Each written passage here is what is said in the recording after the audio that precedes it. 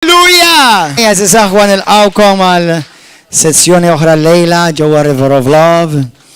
Hallelujah. Ejja nitolbu flimkien ħalli nilqgħu il-kelma tal-mulej. Grazzi mulej qadis. Iftaħ qalbek għall-kelma tal-mulej lejla u ħalli l-mulej kelmek għax il-mulej ħajkelmek.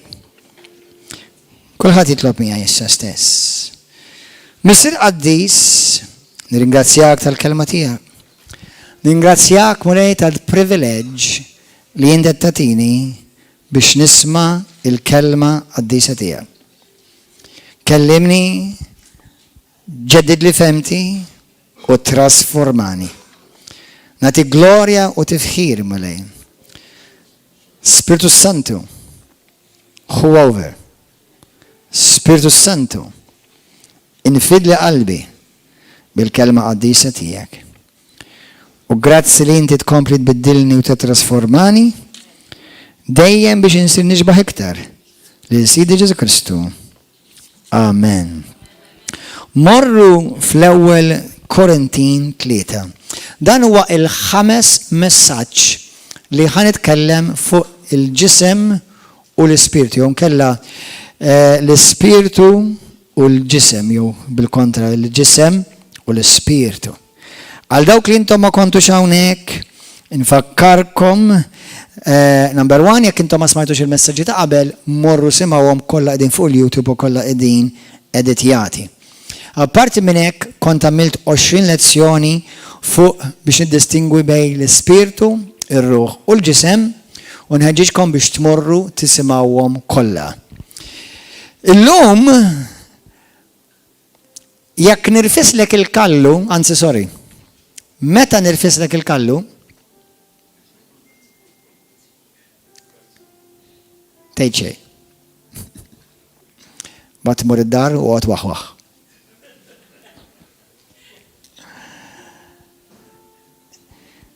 Għaliex il-messaġġ tal-lum hija di. Int spiritwali jew karnali. Int spiritwali jew karnali. Il-kelma spiritwali tfisser li inti number 1 spiritu u li titmexxa permezz tal-ispirtu u tħalli l-ispirtu imexxik. Karnali tfisser li inti timxi bil-ġisem, timxi bl-emozzjonijiet tal-ħass. Li inti tagħmel dak li tħoss u tgħid dak li tħoss. Issa mhux dejjem dak li tħoss huwa ħażin, imma il-bniedem matur fi Kristu irid ikun bniedem spiritwali. Issa, jiena u inti minn punto di vista ta' min aħna mux namlu, għax aħna jena nitkellem fuq x'namlu, mux minn aħna biss. Minn aħna tiġa spiritu u għanna esperjenza umana. Aħna ġeneralment, ħafna minn nies jgħidu, I'm a human being having a spiritual experience. No, the opposite is the truth. You're a spiritual being having a human experience. Inti spirituali, int l-ewwel spirituali, mhux l-ewwel uman. Int l-ewwel spiritwali mhux l-ewwel ġisem. Int l-ewwel spiritwali mhux l-ewwel emozzjonijiet. Dawk huma kollha suġġetti biex jinbidlu. L-ispirtu ma jinbidilx. L-ispirtu tiegħek meta inti mwieled minn ġdid huwa diġà fi xbija ta' Alla. Matur fi Kristu. Iffurmat fuq ix-xbija ta' Kristu fir-realm spiritwali, fl-ispirtu. Man bat inti tqatta' omrok tikber u timmatura fir-realm tar-ruħ u fir-realm tal-ġisem. Amen. Issa l-bniedem ħanurikom skrittura malajr qabel ma morru l-ewwel Korintin. Morru fil-ktieb tar-Rumani 8. Rumani 8. Skrittura li ħafna minnkom familjari magħha. Vers 14. Daw kollha li jmexxihom l-ispirtu ta' Alla huma wlied Alla. ħanamlu daqsxejn bil-kontra. Daw kollha li huma wlied Alla imexxihom l-Ispirtu Santu jew li imexxihom l-Ispirtu Alla. Daw issa dik il-kelma ġieli qedtilkom u ħafna drabi smajtuni ngħidha u min għamel il-kors ta' Bait of Satan jgħidha fiha wkoll John Bevere. Il-kelma wlied Alla mhux jiġifieri dawk li biss twildu minn Alla, jiġifieri dawk li issa jixbħu lil Alla fil-aġir tagħhom. Il-kelma waħda jisimha teknon, jiġifieri inti baby għadek baby fil-mulej, u l-oħra il-kelma hyos li tfisser li inti issa tant immaturajt li qed timmatura li inti l-karatteristiċi tiegħek, id-deċiżjoni tiegħek kif titkellem, kif titmexxa, kif taġixxi, inti qed tixbaħ lil Alla l-Missir. Il-bniedem Alla issa inti biex tissalva teknon biżżejjed. Imma biex timmatura u biex Alla jużak u Alla jaf dak tkun teknon. Sorry, teknon iva bil-forsa xi tkun wieħed miġin, tkun hyos. Issa interessanti f'Rumani kapitlu 8 il-glorja tal-Alla ma timmanifestax mit-teknon, timmanifesta mill-hyos. U għalhekk is-sinti għandek ħafna Kristjani ma jarawx il-qawwa u l-manifestazzjoni tal-glorja tal-Alla. Għax dak il-ktab kapitlu għet jitkellem fuq l-li Alla li huma maturi. U li Alla Kristjani li talmu mhux jimxu skont l-emozzjoni jew il-ħass jew il-gass, imma jimxu skont l-Ispirtu Santu. Qed tifhmu? Halleluja, grazzi mule. Issa morru l-ewwel Korintin kapitlu 3. Int karnali tħalli l-ġisem imexxik, l-emozzjonijiet imexxik, il-sinek imexxik, għajnejk imexxuk, jew l-Ispirtu tal-Alla imexxik. X'imexxik? Issa ftakar l-Ispirtu tal-Alla dejjem jaqbel mal-kelma tal-Alla. Il-kelma tal-Alla u l-Ispirtu Santu dejjem huma in agreement. Amen? Huma in agreement. Di kont bdejt naqraħulkom, imma ħanaqra wassa fl-imkien nerġgħu l-ewwel Korintin kapitlu 3. Pawlu l-Apostlu qed jikteb lill-Knisja ta' Korintu. Pawlu l-Apostlu qed jikteb lill-Knisja ta' Korintu. Jien ukoll l-aħwa ma stajtx inkellimkom bħal nies spiritwali. Aw ħafna Kristjani ma tistax tkellimhom bħala nies spiritwali għax għadhom karnali. U hemm minnhom li bħalma ġieli ngħidu bl-Ingliż, you have to walk with them like on egg shells. Ġieli smajtuha? Jiġifieri, qgħod attent kif tkellmu, qgħod attent kif titkellmu għax inkella Indeed, vera li aħna wkoll idu noqogħdu attenti kif nitkellmu. Imma inti ma tistax tkun xi ħadd waqt li jien spiritwali matur li tkun too touchy. Tkun touchy. Tieħu għalik faċli. Sensittiv jew sensittiva żejjed. Qed tifhmu? Il-bniedem matur jitgħallem xi jfisser li ġie msallab ma' Kristu u mhux iktar hu jgħix imissa Kristu li jgħix ġa fih. Amen. Amen. Inti u tikber fi Kristu, inti u tikber fil-mulej, inti minn issa sakemm tmut jew u tmur fil-glorja tas-sema ħataqla fuq wiċċek. ħajamlu affarijiet li ħajweġġawk. Hemm minnhom ikunu mhux intenzjonati u hemm minnhom ikunu immirati lejk. Apposta. U Alla inti titlob lil Alla biex ovvjament jew jifqu ċertu affarijiet jew tbiddilhom. Imma meta Alla juża dawn l-affarijiet biex lilek ikabrek u jimaturak. U Alla għandu skola. jissejjaħ l-iskola tal-Ispirtu Santu. U l-iskola tal-Ispirtu Santu ħadd it-test tiegħek. Skont jekk tgħaddix mit-test, kemm qalbek ħatibqa' pura, kemm qalbek ħatibqa' sewwa, u kemm inti m'intix ħatħalli kull ħaġa toqgħod kull darba tagħmellek hiccup jgħidu bl-Ingliż. Kull darba gambetta. Ma tistax tikber u kull darba gambetta. Ma tistax tikber timmatura u tara l-frott. U kull darba inti kull ħaġa li jiġri tuħu għalik ma tkellem il-ħadd iktar, toħodha kontra l-Knisja, toħodha kontra l-pastor, toħodha kontra l-oħt, toħodha kontra l-brother, toħodha kontra dak u l-oħra. Tifhmu? Il-bniedem li jagħmel hekk huwa bniedem karnali.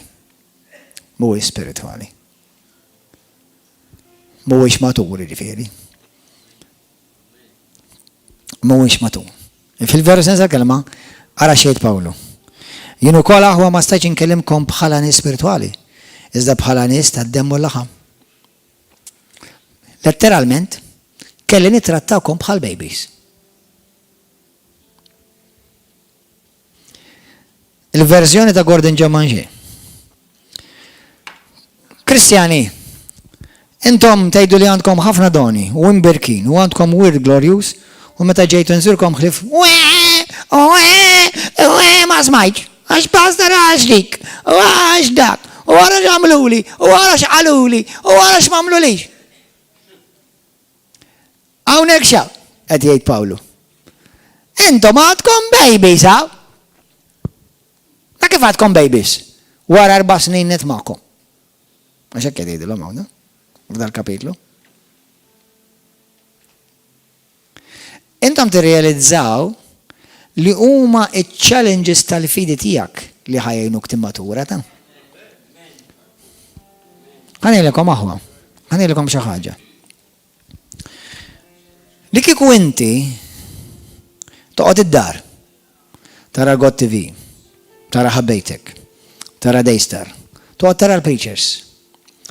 Il-growth tiegħek, il-maturità tiegħek ħadd tkun limitata ħafna. Għax Joyce Myers mhux ħad toħroġ minn ġod television u tgħidlek xi ħaġa lilek. Għax inti taf li mhux qed tarak, allura taf li mhux qed tgħid lilek. Arħira li Alla forsi qed ikellmek permezz tagħha. Imma tgħaddi, ara kieku jgħidha l-pastor da żgur li hija lejt jgħidha. Inti fehm? Għax inti tafu l-pastor jew taf il-ħadd ieħor preacher, dejja għawali jgħid. Xi ftit ilu xi ħadd bagħla li pastor il-preaching kollha fuq jagħmilta. U jiġi qalbet. X'ngħidlu ngħidlu iva?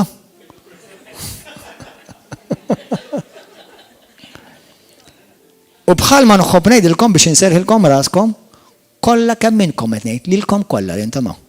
Da li qed ngħid huwa għalikom kollha. Infatti għall-mara tiegħi li qiegħda d-dar, għat-tfal tiegħi li din id-dar, sewwa għalihom kollha, għalija. Imma ovvjament tgħidli prattika dak li tibritka. Xakultant jiena kolli bżonn il xi ħadd ieħor nisma' jgħidax meta ssajru inti l-ikel ma tapprezzax daqshekk bħal meta inti tikol ikla meta mmur restorant. Qed tifhem? Imma dal-kliem kulħadd kemm aħna għandna x'imkien fejn nimmaturaw. Għax ma nistgħux nibqgħu karnali. Ma nistgħux nippretendu li l-glorja tagħha timmanifesta fil-ħajja tagħna. Naraw il-frott, inkunu użati minn Alla, meta aħna kontinwament għadna ngħixu skont il-ġisem u naqgħu aċċoċjati. Ma nistgħux. Ħanejlek, faċli tgħid imma l-pastor għandu jinbidel, u għax il-leader għandu jinbidel, jew għax id-djaknu dak għandu jinbidel. Forsi vera għandhom jibidlu, u nista' nassigurak li kulħadd qiegħed jinbidel għax aħna kollha fi proċess. Imma dak li ġara biex tinbidel inti Alla tagħmlu. Mhux biex jinbidel il-pastor. Jekk jiena il-pastor tiegħi meta jiena kont il-Knisja kont taħt il-pastor u intom bħalma tafu mill-lat spiritwali għadni taħt il-pastor tiegħi, għax jiena nemmen fid-diżinn l-unika wieħed li jeżisti Bibliku apostoliku, sewwa U not li jessek għal xi ħaġa li jrifis il-kallu, not li noqgħod nargumentaw noqgħod nibatlu l-SMS noqgħod inċempillu. Tifhem? God is dealing with me. How am I gonna handle that? U bekk nimmatura, u bad bekk Alla jibda jonorak, ekk Alla jibda jippromotjak, għandek test u għaddejtu. Għandek test u maturajt bieħ, itallimt. Ħalib ejtkom mux ikel, jew mux laħam, għax ma kontux tifilħu għalih. U lanqas issa ma tifilħu għalih, għaliex għadkom tgħixu skont il-ġisem.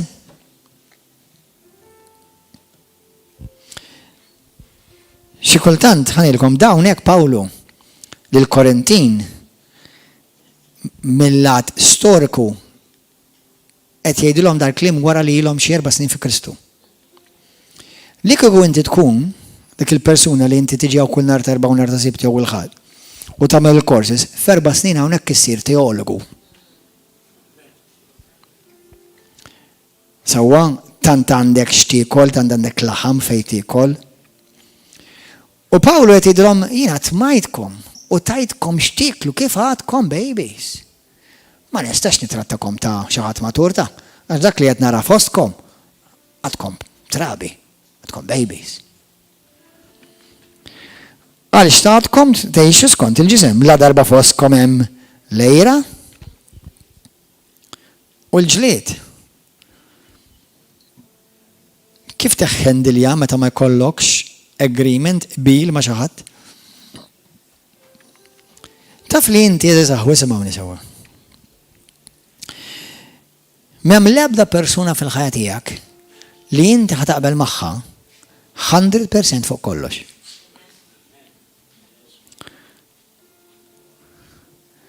M'hemm l-ebda pastor, m'hemm l-ebda leader u m'hemm l-ebda knisja li ħatara kollox perfett. Jew almenu kif joġob lilek ħanidu. Allura Alla ħajjalmek minn dak il-lezzjonijiet kif inti ħadd immatura. U inti t-testi ta' ma tistax toqgħod tiġri minn knisja għal knisja. Ma tistax toqgħod tiġri minn mara għal mara, jew minn raġel għal mara għal raġel. Illum il-kelma li l-mulej poġġeli f'qalbi biex naqsam magħkom hija din.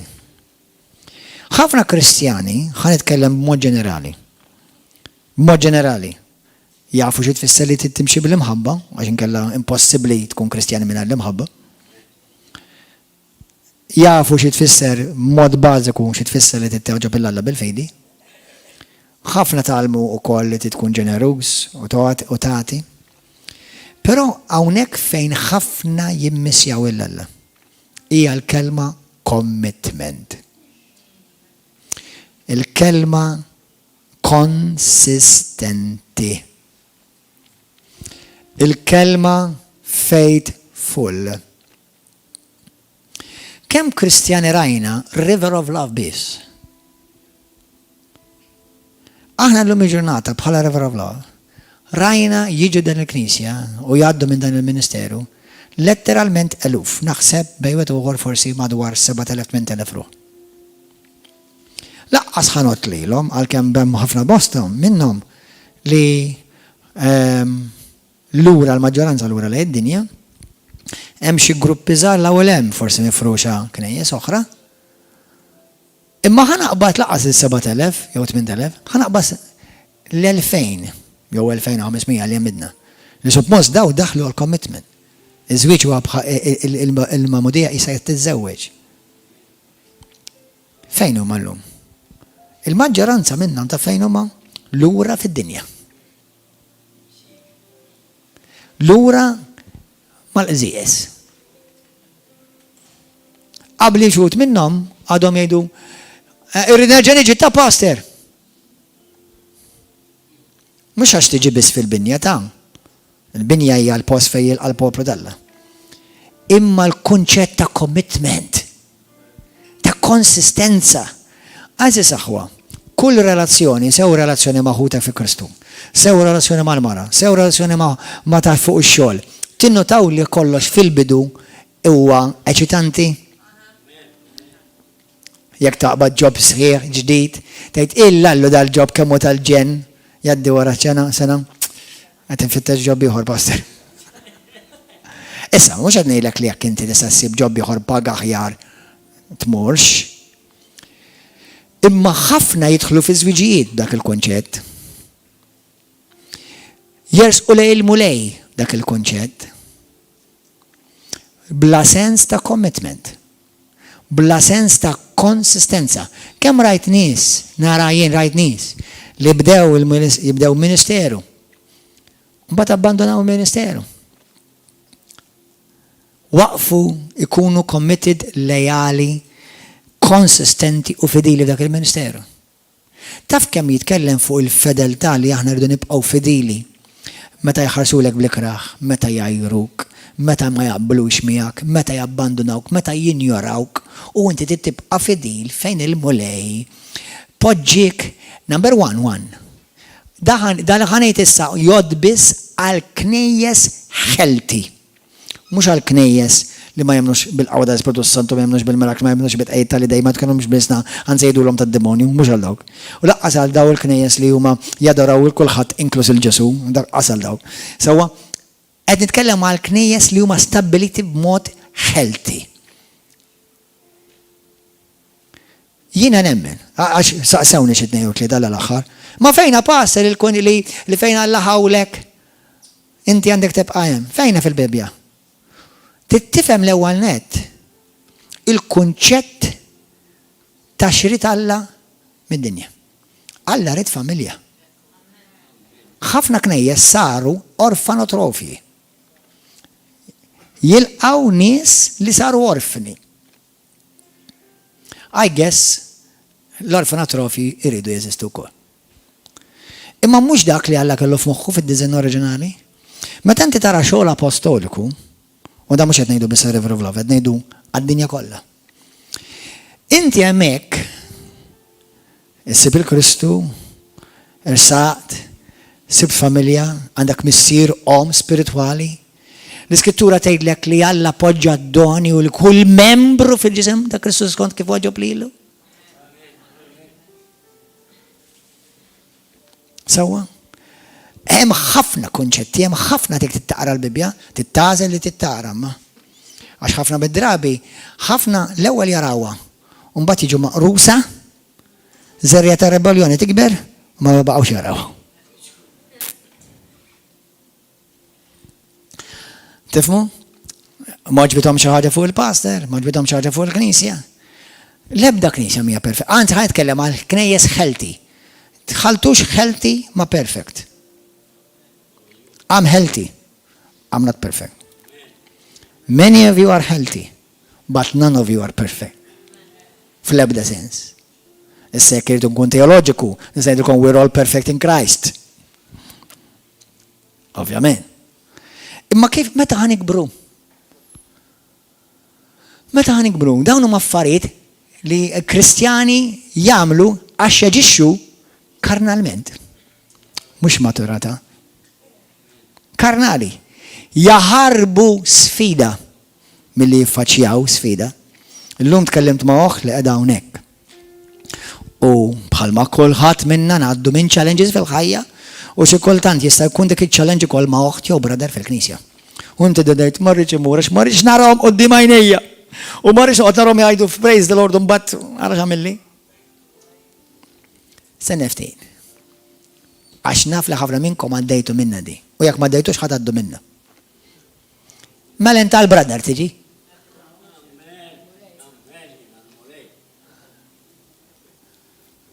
Menta s-sister tiġi? Ejn nagħmlu mod kieku tisplodi bomba ta' Hiroshima. U jiena u inti f'ħakkatajn inkunu l-ġenna. Ma għadina, għedha b-mulej, għedha kif ġedaw. Għak taħseb li ħadajlu inti l-mulej. Ara hi ma rix niġik tal-law għax ġedaw, ma nistax nifordja noqgħod tara titfa'.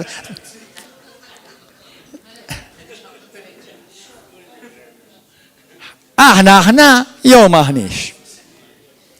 Imma tinsix, peress li ħafna jinsew il-kunċett ta' saltina, li suppost tiġi saltnatek ikun dak li tinkif fis-sema kif is-sema hekk ukoll fuq din l-art. Bħalissa dak li għaddejna aħna minnu bħalissa jena inti huwa il-copycat. Ir-riflessjoni ta' dak li suppost jiena u int għada ħankunu fih għall-eternità fis-sema. Min hawn tibda tipprattika l-imħabba mhux meta tmur il-ġenna. Min hawn tibda tipprattika l-paċenzja mhux meta tmur il-ġenna. Min hawn tibda tipprattika titollara lil ħuk l-iżbalji tiegħu u l-iżbalji tagħha u li għax għajat u għax twerżi u għax tal-laħħom li għax dak qabeż. Min hawn tibda? Mill-frott min hawn tibda tkabru. Min hawn tibda tkabru l-frott. U dak li ħajamlek Kristjan matur.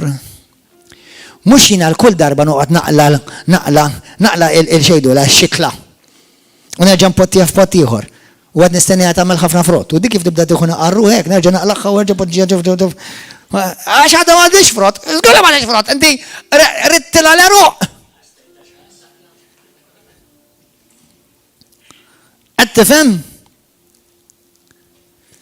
Naf li fid-dinja jeżistu knejjes li tittaħrab minnhom. Naf, I'm aware. Għalhekk qed ngħidilkom mhux dew ma doċċ għal kulħadd, imma di tot għal knejjes ħelti. Amen. Li inti fejn Alla ħawlek ħadd iġġi ċċallenġjat taħi. U jekk inti taħseb li int matur, mela kun parti mir-risposta mhux parti mill-problema.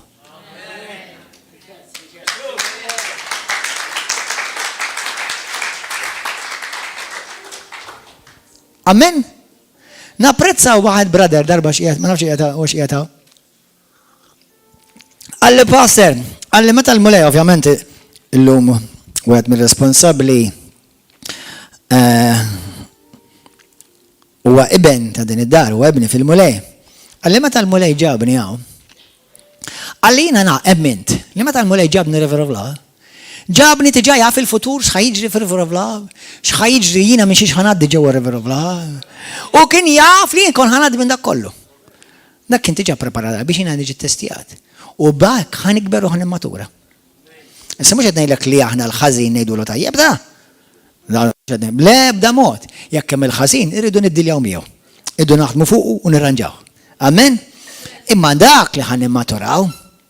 Jekk kien hemm xi ħaġa fil-mara tiegħi ma toġobnix f'Marti, mhux nitlaqgħu mmur isib oħra fresh, għax kif nidra nibda nerġa' nara d-difetti.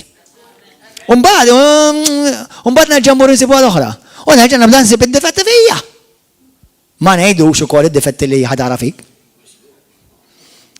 Tifhmu? Aħwa il-mulej jrid li jiena u inti nkunu nies ta' karattru. Mhux dak karattru ta' dak fih karattru. Mhux dak it-tip. Qed tifhmuni differenza bej tkun persuna ta' karattru u li ieħor dak fih karattru. Qed tifhmu? Jiena u inti mhux iħarsu lejna u jgħidu dak fih karattru. Dak raġel dik mara ta' karattru sod. Qed tifhmu? Hallelujah. Amen. Hallelujah. Gloria lilek Abba Messir. Hallelujah. Qed tieħdu pjaċir aħwa. Amen. Gloria lilek Mulej. Morru fi ktieb ta' ħankomplu naqraw hemmhekk l-ewwel Korintin 3. Jesus.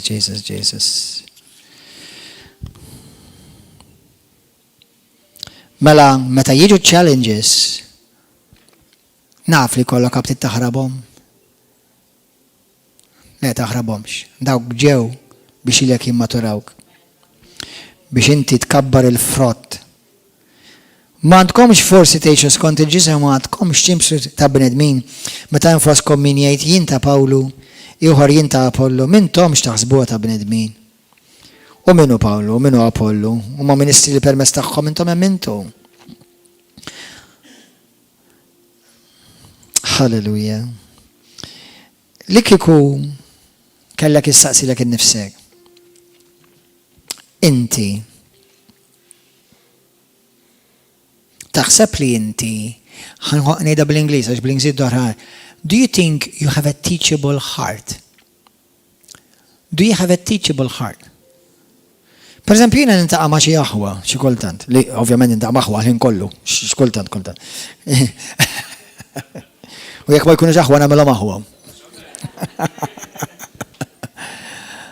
U per eżempju jgħidli ma pastor immenti per eżempju daqax dak qalli li għallek, per eżempju kien hemm xi ħaġa ma qabilx miegħek u għallek, se niftit. Jekk naf li bħalissa tisimgħuni fuq il-YouTube u ovvjament ħajkun minn qed jaraw jgħid dalijiet jgħid. 100% li għalik għedni. Dal-messaġġ kollu u l-arba l-oħra qablu u kollu, ma si kollu għalik. Imma meta inti x'jrid il-mulej? Il-mulej jrid li inti jekk għandek xi ħaġa ma taqbilx, mur iffaċċja lil ħuk. La SMS u laqas telefonata. Hemm prinċipju kardinali li tgħid kemm issolvi issues fis-saltna. Laqqas tibgħat il-ħadd ieħor jgħidlu. Mur int. Jiena llum intqajt ma' persuna li huwa ħija u brader tal-mulej. Li jintex kemm smajt fuqu u smajt kontra tiegħu. U hu l-istess sema' kontra tiegħi ukoll. U tkellimna minna xi setej u ħadd pjaċir ħafna tkellem miegħu. U hu l-istess. Ħafna. Alla għamel opra. Imma taf kif bdejna? Brother, let's put all the cards on the table. Let's face it. Ejja, kemm bżonn taqla l-ħama, ma ejja nkunu reali. Ejja nkunu reali, reali. Ma mhux just I love you brother u mbagħad mur. Tifhmu? Le, ejja nkunu reali. Jiena smajtek hekk vera u hekk. Int smajtek fuq għajn iċċaraw kollox. U ħadna pjaċir nitkellmu, ħanerġgħu nintaqgħu ħankomplu nitkellmu. Għax nemmen li Alla għandu pjan għal dal-pajjiż u ma nistgħux naġixxu inkluż il-pastors bħala trabi. Bħala babies. Babies! Għaw ħafna babies fuq il-pulpti. U jekk qed tuħu għalik, għadek kif ikkonfermajt li ndu minnhom.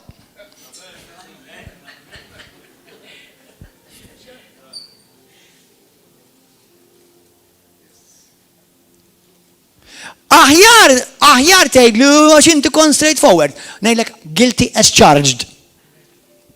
Kon straight forward miegħek. Kon straight. Mhux aħjar hekk, kont onest. Taf fejn int miegħi. Hekk, jien hekk inħobb, għax jiena nemmen li hekk Alla jħobb. Jiena ma nemmix li Alla jħobb li jkun hemm il-ġagbinar u l-istalletti wara. Jiena ma nemmix li Alla dak huwa xogħol id-demonju. Ara, għalija tinti tista' tmur tgħid fuq għax jiena iffaċċajtek. U ngħidlek guilty as charged. Imma m'intix ħadd mur tgħid fuqi għax jiena ġagbinajtek lilek. Amen? Halleluja. U għaw jeżistu daw it-tip ta' kristjani mad-dinja kollha ta'. Imma la nissa qed nitkellem fuq dal-messaġġ. Għalikom, għalija u għal dawk kollha tisimgħuh. Let's apply it. Let's grow up. Let's mature. Amen? Halleluja. U nuk li toqgħod tgħid il-brother għax diġà kellimtu mhux vera.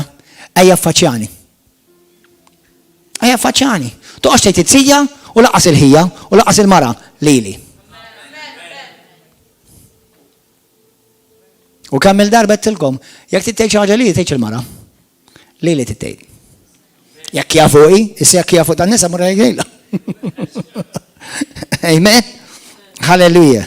U jekk titgħid xi ħaġa l-Mario, jew il-Mari, jew il-Cheverell, jew il-Roberta, jew il-Elvis u Corinne, whatever. Lilhom.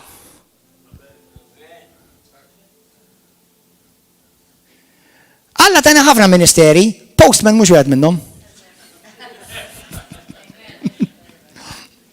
Amen. Halleluja. Bek ħanik bruħwa. Kemm jiena teachable? Kemm jiena reliable li Alla tak task u inti għamilta u l-estejta kont fidil fiha? Kemm jiena qalbi nirċievi istruzzjoni faċli? Kemm nikkoopera mal-pjan tal-Alla mhux bis-salija ta' għax kulħadd jaf jgħid jiena naqdel Alla, tikkoopera l-pjan ma' ħadd ieħor. Meta int għandek 10 min-nies jaħsbuha differenti. You see, God is teaching you constantly to walk in love, and partly that love is submit. Aħna vera, il-Bibja vera titkellem li you must submit to your leaders. L-ewwel Pietru kapitlu 3, l-ewwel Timotju 3, Romani kapitlu 12. Vera, but also we must submit to each other. Ċiġifieri. U hija inti jekk jogħġbok u mela lejja nagħmlu hekk praise God ħabbex rasi. U lejja brother nagħmlu kif jogħġob lema. Mhux bħal speċi qed tifhmu issek kemm issues kardinali, dottrinali ma tistax tgħaddi daqqa tiegħek u daqqa tiegħek tgħaddi dejjem tal-kelma. Amen. Ġifieri ma fejn huma issues li jiena u inti nipprattikaw l-imħabba. Nissottomet u ejja toqgħodx tieħu għalik fuq iċ-ċeċċati ejja nagħmlu hekk, nagħmlu hekk. Kapix? Ħa nikbru. Qed tifhmu? Halleluja. Għax amazing. Kemm aħna xi kultant inkunu taċċi. U ħanajdlek, meta inti tkun taċċi ħafna, inti tispiċċa tat jew lili, jew il-dak ta' madwarek ħafna xogħol. U jiena b'kull rispett, jiena rrid inħossni liberu miegħek. Rrid inħossni liberu. Rrid inħossni komdu naħdem miegħek tagħmililix diffiċli. Vera xorta rrid inħobbok, u vera xorta rrid nuhu paċenzja, u inti tituħu miegħi. Imma let's make it easy on each other. Amen. Napprezza meta xi ħadd jiġi pereżempju hemm moħħ hemmhekk ara. Grazzi mulejha għalija u hemm oħrajn bħala ta. Li qablet ma' il-passer għandi bżonn inkellem niġi l-affiċċju. Tkellimna. Taf kemm ikklarifikajna u l-affarijiet ġew ikklarifikati meta tkellimna. Sewwa sisteridni? Meta klarifikajna ċertu affarijiet. Qed tifhmu? U ma jkunux xi affarijiet ta' barra minn hawn. Bħal ma tkellim ma' dal-barra llum. Għatli, jina, di wahda, di ċuċata di, imma ħanajdilkom di. Għalli ma smajt li inti tiċċarġa l-nis €1 għal kull siġġu. Għatlu, għad. Tejdilom tidu tħalsu euro biex di. Għatlu mela kiku vera niċċarġu għamni l-ek 25 euro, għal-menu tħallas ta' siġġu. Mela €1 xħan għamil. Għalli għaddara, brother, għalli għaxek taġġew jgħidu li inti tiċċarġa €1 biex jgħodu fuq siġġu, inta rajdi.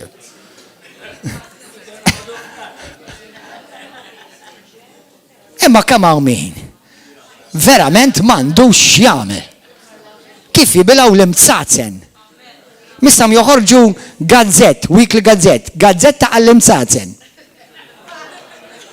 Għax naħseb jissir bestseller ġo Malta. Inta rajt tibla daw l-imtsatzen. Qed tifhmu. Ġifieri qed ngħidilkom di waħda mill-affarijiet. Min jaf kemm jaqilgħu affarijiet fuqi u nifhimha x'ina saċertu, mhux għax hija tajba, nifhimha x'ina persuna pubblika. Qed tifhem once li inti ħroġ fil-pubbliku ħajqalawlek. Oh, praise the Lord, don't stop, I'm enjoying it, I'm loving it. Thank you for the blessings. Hallelujah.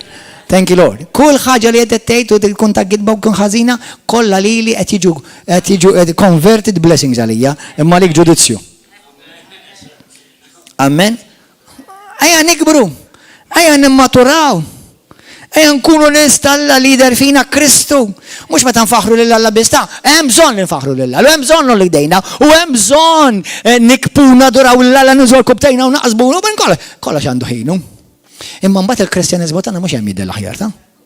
Meta inti tiġi testijat, u xorta timxi bil-imħabba, xorta timxi bil-paċenzja, xorta tissottometti anke fejn ma jaqbel fejn ma toġbok. Hekk ħajġi format il-karattru ta' Kristu fija da.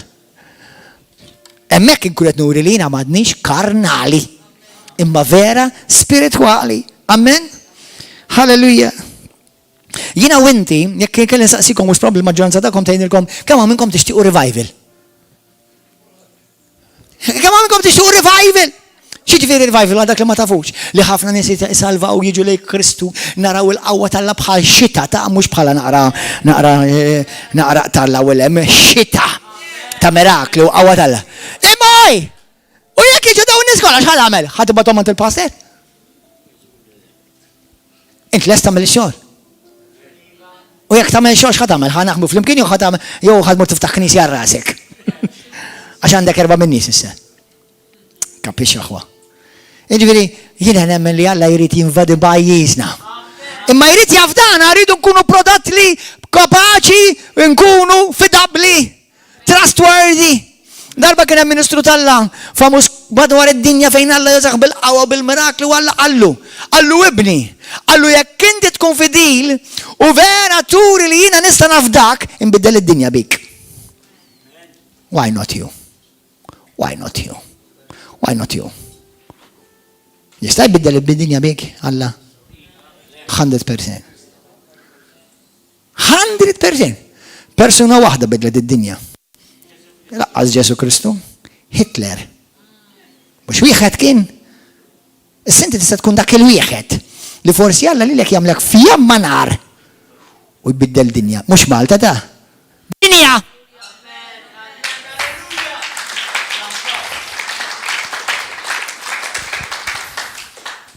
Amen? Ma rridu nikbru, rridu nibħodaraw. Ma jistax noqgħod nagħmel bħal babies, għax weġġajt, għax offendini, Let's grow up! Amen! Hallelujah. That's called free Christian entertainment. Hallelujah. Ikun infaħħar ismek Ġesu. Il-Bibja tgħidlek aħna eżiż uliedi, Efesin kapitlu 5 vers 1-2. Eżiż uliedi imitaw lil Alla. Kunu ixbħu lil Alla. Taf xi tfisser di? Meta jiena kont għadni fid-dinja, kont nipprova nimita lil Jackson, Michael Jackson. Ġiet ilkom di bija. Mbagħad wara ftit bipprova jibenta lili meta biddel il-kollu.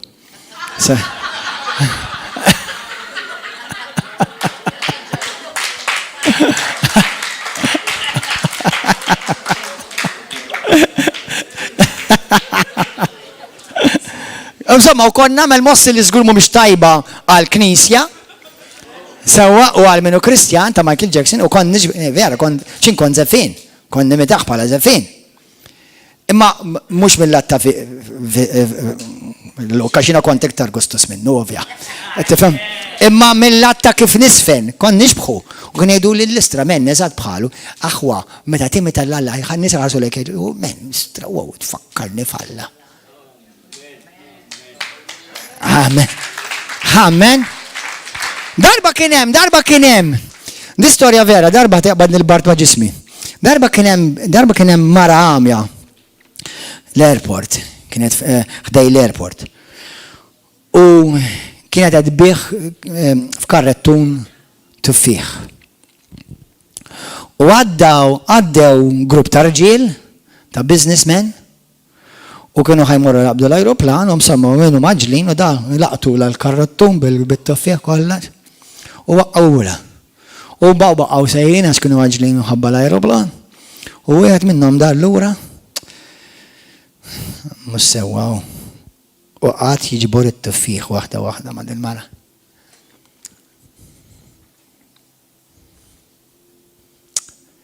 Kif għena? Peress li di ma kienx tara. Għalklu, thank you, sir. Għalklu nistanza għatik mistoqsija. Għalklu għalli sekun, in Ġesu.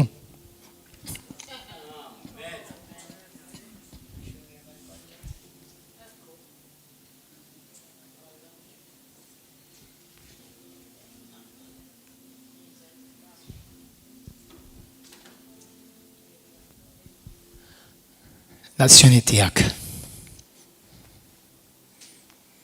Forsi jafu li inti Joe u Frank u Gordon għax jarawk. Imma l-azzjoni tijak kieku ma jarawx minn int. Jgħidu maw, ta' kien Ġesu.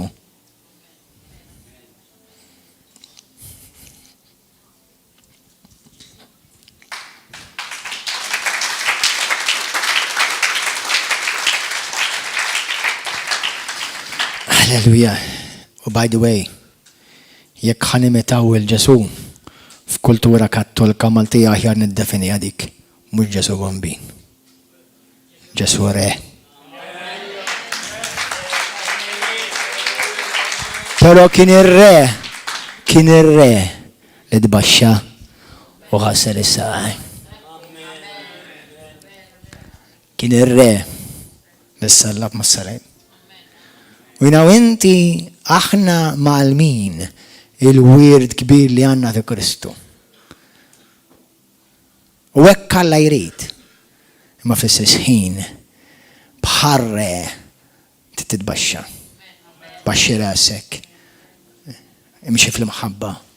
Iżżommx qalb ibsa. Iddilja ma' s-sitwazzjoni.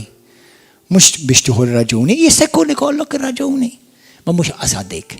Għax tant tħobb il-Kristu u tant tixtieq tara s-sadna tiegħu tikber u l-Knisja tissaħħa. Amen? Halleluja. Glorja lilek mulej. Iva. Alla huwa mħabba. Alla huwa ħanin. Alla huwa fidil. Alla huwa dak li jagħtina l-għajnuna u li jipproteġina. Imma Alla f'da kollu huwa konsistenti.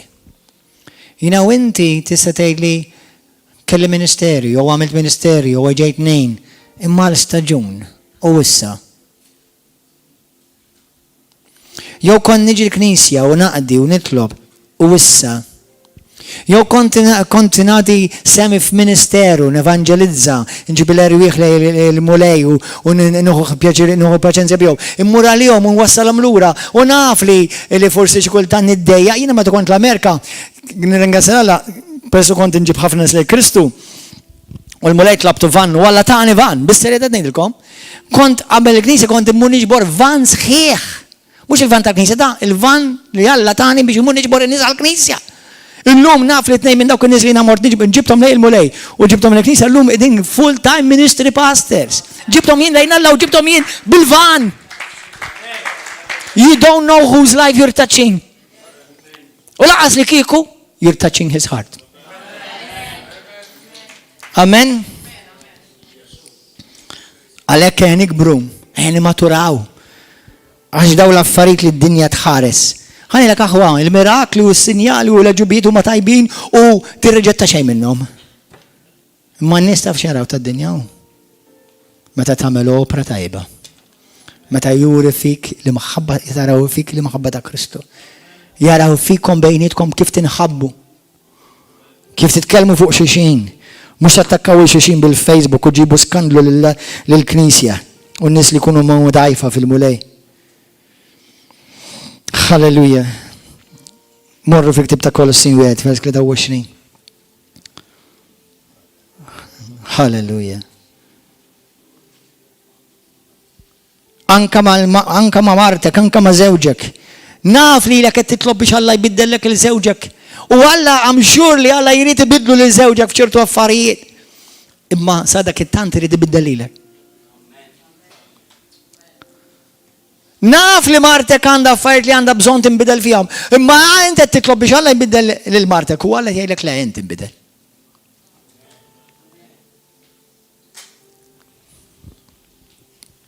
Naf li qed tgħid mulej biddel il-pastor. U jien qed ngħidlu mulej please biddilniex. La mhux veru, mhux qed ngħidlu, anzi mulej isseħħ fija dak li trident. Halleluja. Grazzi Ġesu. Amen. Kolossin 1. Vers 23 nisimgħu. Ħanitolbu ftit minuti oħra. Ħanibda minn vers 22. Imma issa sirtu ħbieb tiegħu permezz tal-mewt ta' ibnu moti għal-mewt skont il-ġisem. Biex dan irresaqkom qudiemu qaddisa, safja u blajb. Ma dan iseħħ kemm il-darba intom iżommu sħaħ fil-fidi. Sodi, isimgħuha moħwa, sodi bla ma titħarku. Mit-tama tal-Vanġelu li intom smajtu u li tħabba li l-ħlejja kollha taħt ismewiet u li tiegħu jien Pawlu sirt ministru. Aħwa, meta jiena u inti naslu fit-tmiem ħajtna, Alla lilek ħajjgħidlek dik il-kelma sabiħa proset ja għaddej fidil. Tispiċċa li inti bqajt fidil.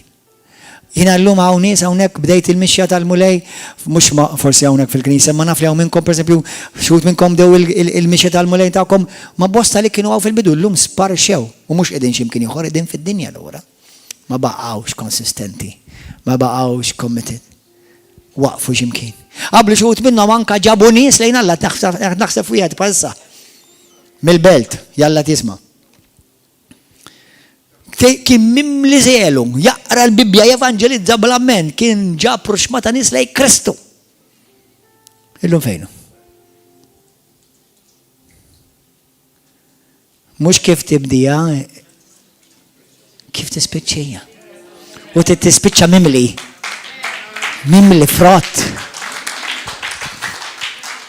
Għal dik jiena u inti msejħin. Halleluja, glorja lilek Missi Qadis. L-aħħar minuta, Kolossi 4:17. Ħa nispiċċa bdi. Hemm ħafna stajtilkom ngħidilkom, imma Kolossi 4. Jiena u inti kollha kemm intkom għandkom ministeru aħwa. Apparti li għandkom il-ministeru ta' l-iskrittura tgħidlek fil-Atti tal-Apostoli kapitlu 2 kienu konsistenti jintaqgħu jixxierku. Il-Knisja hija dik. Ġimgħa wara ġimgħa kienu jixxierku jiltaqgħu. Dik hija l-Knisja. Ġimgħa wara ġimgħa kienu jqimu lil mulej jitolbu flimkien. Ġimgħa wara ġimgħa. Xi ħadd darba qal li għax ma rridx issir rutina u reliġjon. Skużi, issir rutina jekk inti għamilta liġi u mneħħejt l-equation ta' relazzjoni ma' Alla minna. Imma jekk għandek relazzjoni mor jgħidilek il-mara, ħaniklatax, di rutina dejqidni, ħabbun iżmur.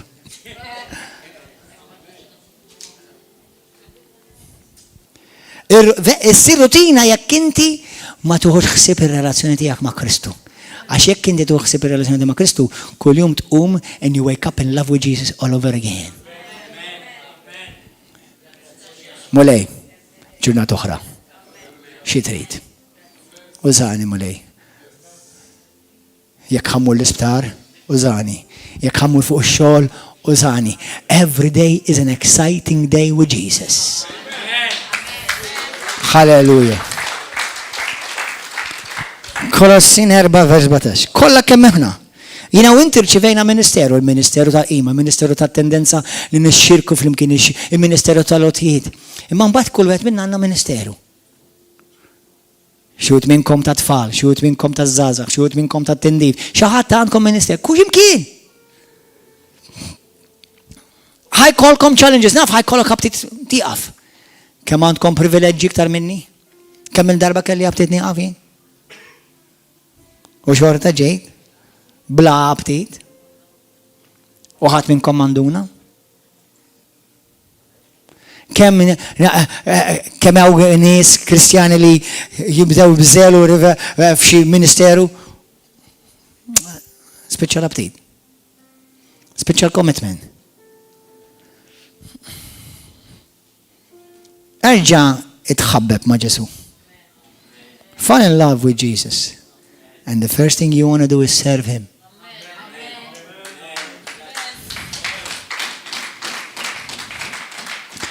Ejt lil River of Love. Ejt lil poplu kollu tal-fellowship. Aħseb fil-ministeru li ħadd mill-mulej. Biex tagħmlu sewwa u biex twettqu. Ejn itolbu. Missi Qadis. Grazzi tal-li int kont fidil sal-aħħar, kont konsistenti, kont committed. Ma qtajtx qalbek. Ma waqafx mulej ma bqajt sal-aħħar sas-salib. Mulej aħdem fija biex dak li inti sejjaħt li number 1 għalik biex nħabb miegħek nadulak inqimek nixxirek maħut il-familja u wliedek. Imma wkoll għall-ministeru li sejjaħt li hu x'inhu. Biex mulej biex jiena ma naqtax qalbi, ma naqafx imkien fin-nofs, imma inkompli nikber, inkompli naħdem fis-saltna, inkompli nħeġġeġ u nibni l-Knisja tiegħek. Meta jiena dajjef mulej kun inti s-saħħa tiegħi. Ma nagħmel xejn minn għajrek mulej. Laqqas in-nifs li nieħu. Fejn jien waqaft ma bqajtx konsistenti. Fejn jien ma bqajtx naqra l-Bibja, ma bqajtx nitlob aħfilli mulej. Kebbes fija dak in-nar tal-imħabba tal-ewwel imħabba. Għalik Ġesu. Jekk għandi bżonn nirranġa ma' ħija ma' oħti ma' xi ħaġa, kemm bżonn nikklarifika xi ħaġa, nifaċċa xi ħaġa. Mulej Ġesu, għajni. Ħanamela. Anke jekk jiena tiċċalenġjani, ħanamela għalik. Għax bekk ħanikberek ħajġi format Kristu fija. U għak jien ħanimmatura nġbaħdem lile. Spiritu Santo hu over. U waħdem. U glorifika l-isem ta' Ġesu. Illum jekk inti qiegħda waħwa. U xaħat minnek tgħid li passejn nixinata ħajt Ġesu. Jew forsi tgħid li passejn għandi bżonn nagħmel rededikazzjoni ġdida lil mulej. Jekk dal-persuna janti importatu li jdejka u xi ħadd għandek bżonn tagħmel rededikazzjoni ġdida lil Kristu, tagħmel commitment ġdid lejn Ġesu. Jekk inti qed fuq il-YouTube, Facebook u tgħid li pastor nixinata ħajti lil Ġesu. U din is-sejħa lil mulej sejħa li nixtieq nibqa' committed, konsistenti u fidil fiha. Biex inkun bniedem verament format spirituali u mhux karnali.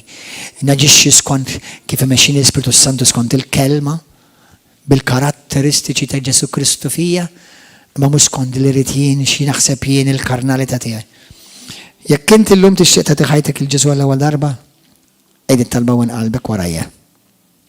Ejlu Misi Qaddis. Grazzi ta' ibnek Ġesu.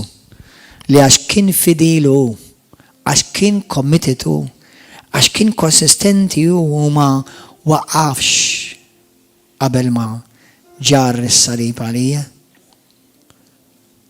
Permezz ta' dan tal-fedeltà tiegħu jien illum salvat. Issa nitolbok mulej, kun inti s-sejtu s-salvatur ta' ħajti. Salvani. Aħsilni bid-dem qaddis tiegħek u mlini bl-Ispiritu Santu. Ejni biex ta' kollu li l-għadu jġib li kontra tiegħu jiena nelbu biex nara l-ismek u jien inkompli nimmatura u niġi trasformat fi xbija tiegħek. Niddikjara minn qalbi li Ġesu Kristu huwa l-iben tal-ħaj, li huwa l-iben talla li metalija fuq is-salib. U li permezz tal-mewt u l-qawment tiegħu jien salvat.